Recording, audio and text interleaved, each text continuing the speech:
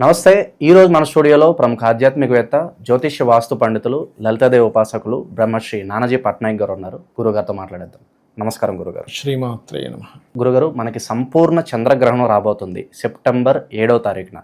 So మరి దీని impact అనేది మన భారతదేశం మీద ఉంటుందా లేదా?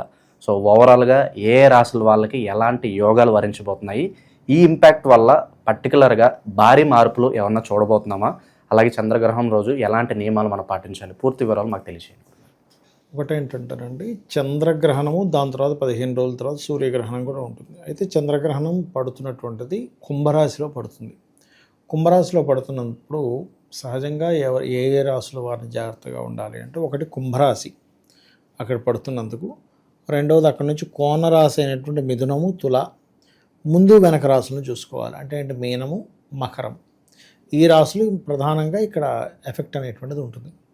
దాని తర్వాత 15 రోజుల తర్వాత సూర్యగ్రహణం ఇంకొక సింహరాశిలో పడుతుంది. సరే, ఇక్కడ ఈ విషయం కనుక చూసుకుంటే, ముఖ్యంగా ఎప్పుడైనా సరే గ్రహణం పట్టేటప్పుడు దాని యొక్క ప్రభావం ఇన్ని రోజులు అని ఉంటుంది చూసారా, ఆ రకంగా చూసుకుంటే గ్రహణం రోజు నుంచి 40 రోజులు ఉంటుందండి. ఎప్పుడైనా గ్రహణ ప్రభావం దేని మీద ఉంటుంది, ఎట్లా ఉంటుంది అంటే చంద్రరాహువుల కలయిక.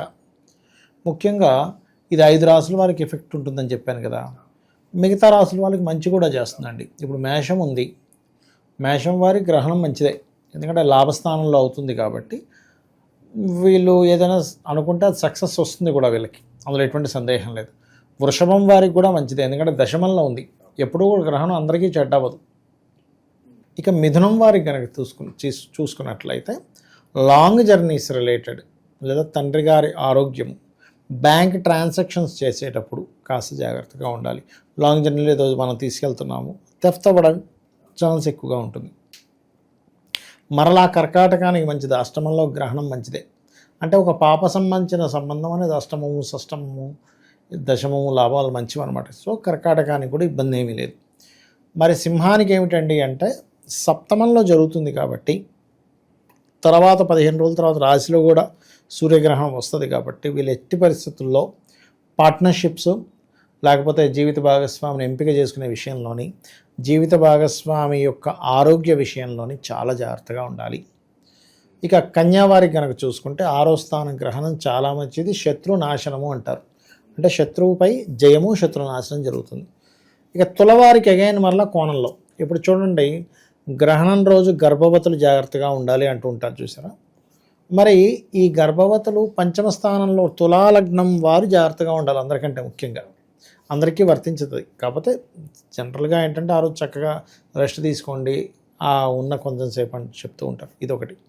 అలాగే మరొక విషయం ఏంటంటే, మనకి వృశ్చికం వారికి కనుక చూసుకుంటే చతుర్థ భావంలో పడుతుంది కాబట్టి గ్రహణం, కొంచెం తల్లిగారి విషయంలోని ఆ గ్రహణం పట్టిన 40 రోజులు కూడా ఎటువంటి గృహాలు అవి ప్రారంభించకుండా, విద్యా సంబంధించినటువంటి విషయాల్లో ఎటువంటి నిర్ణయాలు తీసుకోకుండా, ఏదైనా కోర్సెస్ తీసుకోకుండా ఉండడం మంచిది.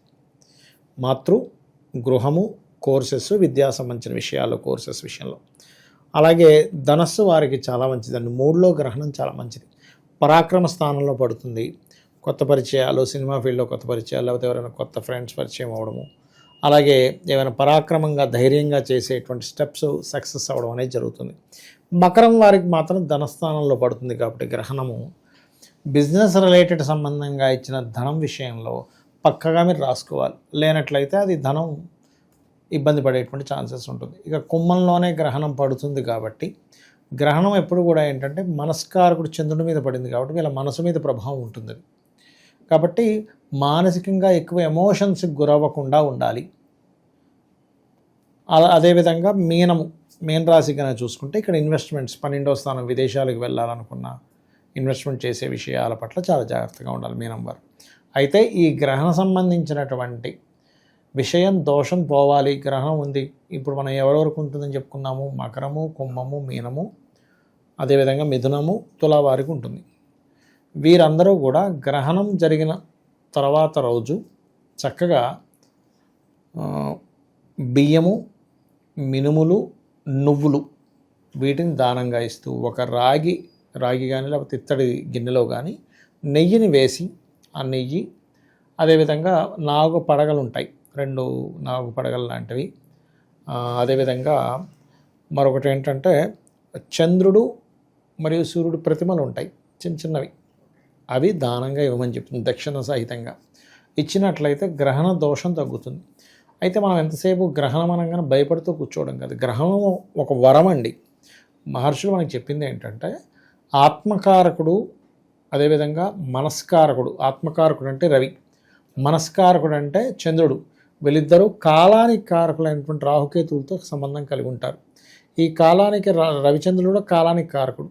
ఈ ఎప్పుడైతే ఒకటే అలైన్లోకి వస్తాయో కాలము, ఆ కాలంలో మీరు ఏదైనా ఒక మంత్రం చేశారనుకోండి. ఉదాహరణకి ఇప్పటికే 10 లక్షలు ఒక మంత్రం చేస్తున్నానండి, కానీ మీరు 10 లక్షల మంత్రం చేయాలంటే కొన్ని రోజులు పట్టేస్తుంది, కొన్ని నెలలు కూడా పట్టేస్తుంది.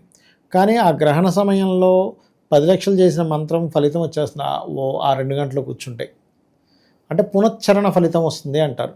ఏమండి నేను ఒక 10 లక్షలు 20 లక్షలు చేశానండి ఆ మంత్రం అంటారు, కానీ గ్రహణ సమయంలో కూర్చోండి ఇంకో 20 లక్షలు చేసిన ఫలితం వస్తుంది.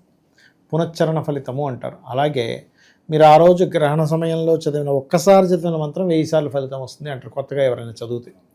కాబట్టి మనకి ఈ గ్రహణ సంబంధించినటువంటి రోజు చేయడం ద్వారా పూర్వజన్మ కర్మ కూడా తగ్గుతుంది. కాకపోతే భక్తి శ్రద్ధలతో మనకి ఏదైనా జపం చేసేటప్పుడు కూడా అనవసరమైన థాట్స్ వస్తూ ఉంటాయి. ఏదో దోమ అప్పుడే వచ్చి కుడుతూ ఉంటుంది, ఎవరో వచ్చి ఏదో సౌండ్ వినిపిస్తూ ఉంటుంది, వాటిని పట్టించుకోకూడదు. ఎందుకంటే ఇవన్నీ కూడా మన చుట్టూ ఉండేటువంటి నెగటివ్ ఎనర్జీస్. మనం అందులోకి వెళ్ళి జపం చేస్తే వీడు ఇంకా దీని నుంచి నెగటివ్ నుంచి దూరం అయిపోతాడన్న అవి ప్రయత్నం చేస్తూ ఉంటాయి మనల్ని. కాబట్టి ఇది చేసినట్లయితే ఖచ్చితంగా బాగుంటుంది. మరొక విషయం ఏంటంటే మనసుని ఎప్పుడైనా అసలు చంద్రగ్రహణం పట్టేటప్పుడు మనసు మీద ఎక్కువ ప్రభావం పడుతుంది. కాబట్టి మానసికంగా తీసుకునే నిర్ణయాలు ఏవైతే ఉంటాయో అవి చాలా జాగ్రత్తగా ఉండాలి. కన్ఫ్యూజన్ స్టేట్లో ఉంటారు. కన్ఫ్యూజన్ స్టేట్, ఎందుకంటే చంద్రరాహులు కలయిక కదా.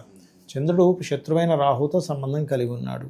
ఖచ్చితంగా కన్ఫ్యూజన్ స్టేజ్లో ఉంటారు ఈ టైం. సో ఓవరాల్గా చంద్రగ్రహణం గురించి మాకు ఎన్నో మంచి విశేషాలు తెలియజేశారు గురుగారు. ధన్యవాదాలు గురుగారు. శ్రీమాత్రే నమః.